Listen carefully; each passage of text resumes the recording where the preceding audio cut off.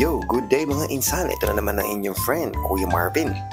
At for today's video nga ay day off na naman ang bida ng pelikula at kung kaya naman ako'y maagang ginising ng kontrabida upang ipag-drive siya sa aming pamamalengke. At dahil nga poging-pogi siya sa akin, wala naman akong magawa kundi ang magpayakap na lang sa kanya. At dahil nga social media influencer na ang kanyang asawa, social media influencer daw. Wala siya magagawa kundi sumunod sa mga gusto ko kapag nabibideo ako. At dahil paborito mo kilikili ko, sige amuyin mo hanggat gusto mo. Sana all. At dito nga ipupunta na kami sa aming sasakyan na si Buboy. Dito ko lang siya pinapark sa malapit, banda ron sa malayo. Mahigit 1 linggo ko na rin hindi nagagamit si Buboy.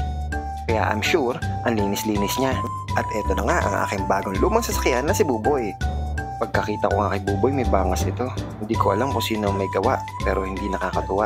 Sobrang dumi nga ni Buboy kasi 1 linggo ko siyang hindi nagamit. Pero awa ng Diyos, tumatakbo pa rin naman. Sa sobrang bilis nga nito, tumatakbo to ng 100,000 kilometers per hour. Yung bang isang kurap mo lang, nandun ka na agad sa pupuntahan mo. At namigay din kami ng mga candy kasi nga Easter Sunday. At ito na ang Metro Manila na aming paborito na pinamimilihan. At di na nga ako napag-video sa loob, kaya dito ko na lang binidyohan. Busy kasi masyado sa loob. At dumaan na rin kami sa store na to para mamili ng mga gusto ni Mrs. Ito kasi yung mga paborito niyang puntahan kasi nandito na lahat ng gusto niya. Nagdala pa siya ng basket, akala niya naman mapupuno niya yan. Hindi ko talaga alam kung ano mga gusto niya pero sinamahan ko lang as a husband, you have to do your best. Sabi nga, di ba? Kung mahal mo ang asawa mo, gagawin mo lahat para sa kanya. Wala kaming pakialam!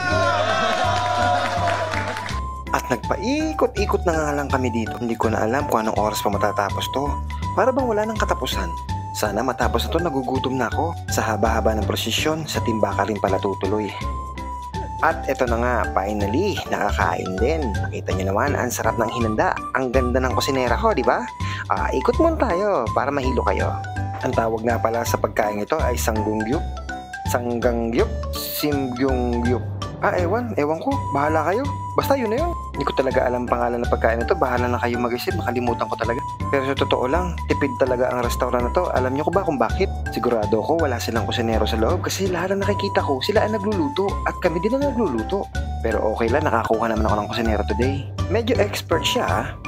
Siguro madalas tong napunta rito kasi ako first time ko eh. Pero grabe, sobrang daming pagkain dito. Ang problema nga lang talaga, ikaw ang magluluto. At mas inuna ko na nga ang pagbibideo kaysa ang kumain.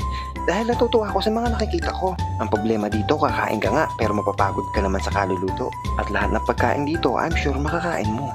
At sa dami nga ng sauce na to, hindi ko na alam kung para saan lahat to. At ito naman yung mga dessert nila na may kanin. Sa dami ng pagkain dito, hindi ko na kaya kumuha pa ng dessert. At ito pa, marami pa dito. Ang dami mo talaga pamimilian, may dumplings pa oh. Ito pa, meron pa dito, mga gulay-gulay. Hindi ko alam kung ano to, kimchi yata to. Tapos may soup pa dito. Ayan, may sauce pa dito. At may fishbowl doon sa loob oh. At nakikita nyo naman sa stand nila, may mga gulay dito na pwede mo ihalo sa mga soup ninyo. Ako nga, kinuha ko lang dyan yung mushroom. Ang sarap kasi. At dito pa oh, ito yung mga iihawin nyo. Grabe, isang ikot pa lang ako, napagod na ako.